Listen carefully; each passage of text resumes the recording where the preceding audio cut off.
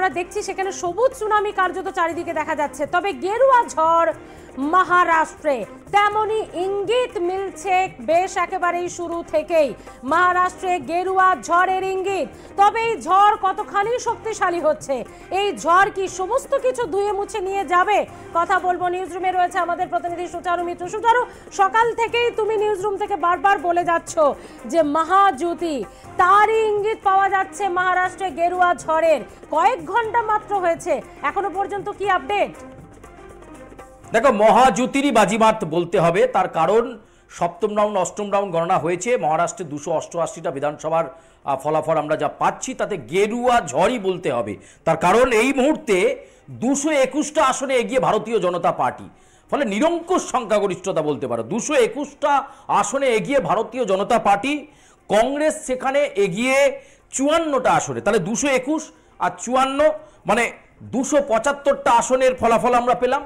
তার সঙ্গে অন্যান্যরা এগিয়ে রয়েছে 13টি আসনে, অর্থাৎ 288টা আসনের মধ্যে 221টা আসনে ভারতীয় জনতা পার্টি এগিয়ে। সকাল থেকে একাধিপত্য মহারাষ্ট্রে তারা দেখাচ্ছেন। নানা রকম ইকুয়েশন, সমীকরণের কথা বলা হয়েছিল। ঠাকরে পরিবার একটা ফ্যাক্টর হবে, শিবসেনা মধ্যে লড়াই, অনেক রকম অনেক ইকুয়েশনের পরে কিন্তু দেখা যাচ্ছে মহাযুতিরই জয় জয়কার। এবং যেখানে ভারতীয় জনতা পার্টি প্রথম থেকে নেতৃত্ব দিচ্ছে, সেই জায়গা থেকে দাঁড়িয়ে 221টা আসনে এগিয়ে থাকাটা কম বড় নিরিখ নয়।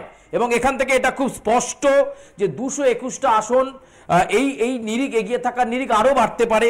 এবং কংগ্রেস এগিয়ে রয়েছে 54টা আসনে, অন্যান্যরা 13টা আসনে। অর্থাৎ মহারাষ্ট্রে গেরুয়া ঝড়, বাংলায় যখন 6 ছক্কা তৃণমূল কংগ্রেস 6টি বিধানসভা কেন্দ্রেই এগিয়ে রয়েছে, বেশ কয়েকটাতে জয়ী ঘোষণাও হয়ে গিয়েছে, তখন মহারাষ্ট্রে কিন্তু গেরুয়া ঝড়। এবং সেখানে মহাবিকাশ আঘাড়ি যে সরকার গড়তে পারবে না, সেই জায়গা বা সেই পরিস্থিতি আর নেই, সেটা বেলা বাড়ার সঙ্গে সঙ্গেই পরিষ্কার হয়ে যাচ্ছে। মানে সেই সঙ্গে এক্সিট পোলই খানিকটা সত্যি হতে চলেছে। একদম একদম একদম বুথ ফেরত সমীক্ষা যা বলেছিল সেটাই হতে চলেছে। এবং মহারাষ্ট্রের গেরুয়া ঝড়ই কিন্তু তার পরিষ্কার ইঙ্গিত দিয়ে দিচ্ছে। 221টা আসনে এগিয়ে থাকা কম বড় কথা নয়। বিজেপির কাছে এটা একটা বিরাট বড় সাফল্য। এবং শুধু তাই নয়, মহারাষ্ট্রের মুখ্যমন্ত্রী এবার কে হবেন তা নিয়ে একটা দড়ি টানাটানি তুমি দেখতে পারবে, কারণ ওখানে অনেক হেভিওয়েটরা রয়েছেন। ফলে সেখানে বিজেপি সর্বভারতীয় সভাপতি জগৎ প্রকাশ নাড্ডা, বিজেপির কেন্দ্রীয় নেতা কেন্দ্রীয় স্বরাষ্ট্রমন্ত্রী অমিত শাহ এবং সেই সঙ্গে নরেন্দ্র মোদী, তারা বৈঠক করে কাকে সেখানে মুখ্যমন্ত্রী হিসাবে দাবিদার রাখেন সেটা দেখা। তবে অনেকজন দাবিদার যে আছেন সেটা খুব পরিষ্কার। এবং মহারাষ্ট্রে এটা একটা অভাবনীয় সাফল্য ভারতীয় জনতা পার্টির কাছে, দুটি জোটের কাছে এটা বলতে পারো। সঙ্গে সঙ্গে তোমাকে যেটা জানিয়ে রাখবো, ঝাড়খণ্ড আরেকটি রাজ্যের দিকে আমাদের নজর ছিল। সেখানে সকালে আমরা দেখেছিলাম কাঁটে কাটাক্কার, মানে একেবারে সেই বলতে পারো লটারির মতো। সকালবেলা একরকম, আবার আধ ঘন্টা পরে একরকম, এরকমভাবে বদলাচ্ছিল।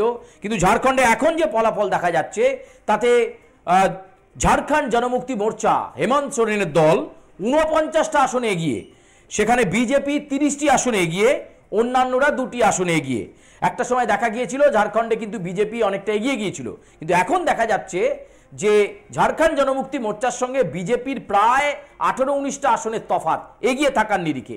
49টা আসনে এগিয়ে ঝাড়খণ্ড জনমুক্তি মোর্চা, সেখানে 30টা আসনে এগিয়ে বিজেপি, অন্যান্যরা 2টি আসনে। ফলে হেমন্ত সোরেনের জেলে যাওয়া সেটা তার জীবনে কালিমা লেপে দেবে, নাকি সেটা সহানুভূতির ভোট হবে, আর কয়েকটা ঘন্টা গেলেই পরিষ্কার হয়ে যাবে। কিন্তু এখনো পর্যন্ত হেমন্ত সোরেন তিনি তার নিজের বিধানসভা কেন্দ্র থেকে এগিয়ে আছেন, এটা জানিয়ে দিই তোমাকে।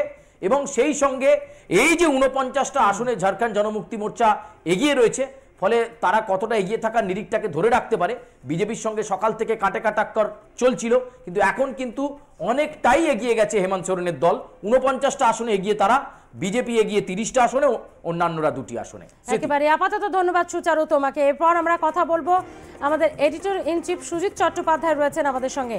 সুজিত দা, মহারাষ্ট্রের মহাযুতির এগিয়ে থাকার খবরে তাহলে কি এটা বলা যেতেই পারে এবার যে অন্যের ঘর ভেঙে, পুরনো এনসিপি পুরনো শিবসেনা ভেঙে বিজেপি নিজের ঘর গোছাতে তাহলে সফল হচ্ছে? মোদীকে নিয়ে এত সমালোচনা, কিন্তু জাতীয় রাজনীতিতে নির্বাচনের ট্রেন্ডে কোথাও কি মোদীকে বা এনডিএ বা বিজেপিকে ধরে রাখা যাচ্ছে না? কেন, কোন ম্যাজিকে ধরে রাখা যাচ্ছে না? যে 2024-এ রেজাল্টটা মহারাষ্ট্রে বিজেপির পক্ষে যে বিজেপি ওখানে কামব্যাক করেছে, এটা বলা যায়। কামব্যাকের একটা বড় কারণই হচ্ছে নরেন্দ্র মোদী নির্বাচন প্রচারে সেটা বারবার বলতে চেয়েছেন, এক হ্যায় তো সেফ হ্যায়, এবং এই যে একতা, এবং দুটো শিবিরেই হচ্ছে প্রবল দ্বন্দ্ব, কিন্তু বিজেপি একটা বিজেপিটা ভালোভাবে বুঝতে পেরেছিল যে গত টার্মে যখন দেবেন্দ্র ফডনবিসকে মুখ্যমন্ত্রী থেকে উপমুখ্যমন্ত্রী পদে নিয়ে আসা, এবং মুখ্যমন্ত্রী থেকে উপমুখ্যমন্ত্রী পদে নিয়ে আসা, তিনি হচ্ছে একেবারেই অত্যন্ত একটা স্পষ্ট বার্তা দিতে পেরেছেন, যেটা নরেন্দ্র মোদীর মাধ্যম দিয়ে এটা প্রচারিত হয়েছে যে এক হ্যায় তো সেফ হ্যায়। মুম্বাইয়ে অনেকগুলো হচ্ছে অর্থনৈতিক রাজধানী, অর্থনৈতিক এই রাজধানীতে কতগুলো যে পরিস্থিতি তৈরি হয়েছে, সেই পরিস্থিতিকে শিবসেনা বা কংগ্রেস তারা নিজেদের নিয়ন্ত্রণে আনতে অনেকটা ব্যর্থ বলবো না, কিন্তু যতটা সফলতা তারা আশা করেছিল পায়নি। তার একটা অন্যতম কারণ হচ্ছে, আমি শুরুতেই বলেছিলাম যে দুবার আমাদের সেগুলো পড়া আছে ডিজিটালি, সেগুলো পাওয়া যাবে প্লে লিস্টে। সেখানে পরিষ্কার একটা বলছেন যে পাওয়ার উইল বি দ্য ফ্যাক্টর।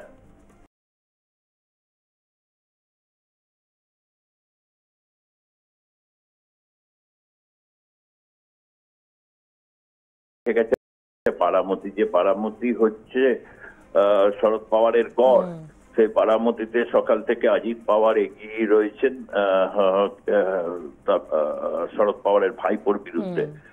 অর্থাৎ এই যে একটা ট্রেন্ড, পরিবারের মধ্যে বিচ্ছেদ মহারাষ্ট্রের রাজনীতি দেখেছে, এবং হচ্ছে শিন্ডের সাথে যে বিচ্ছেদ, সেটা বিজেপি যে পিচটা তারা পুঁতেছিল, সেই পিচটায় একটু আর্লি স্টেজ যেটা ছিল মহারাষ্ট্রের রাজনীতিতে, এটা বরাবরই ঘটে আর কি। শেষ মুহূর্তে একটা টুইস্ট থাকে, অত্যন্ত বলা যায়, এবং সেই স্লোগানে তারা অনেকটাই কিন্তু তারা সাড়া দিয়েছে।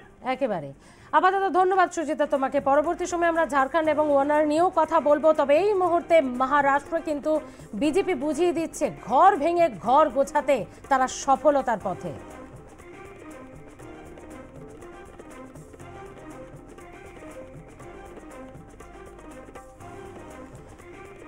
ভোটের খবরে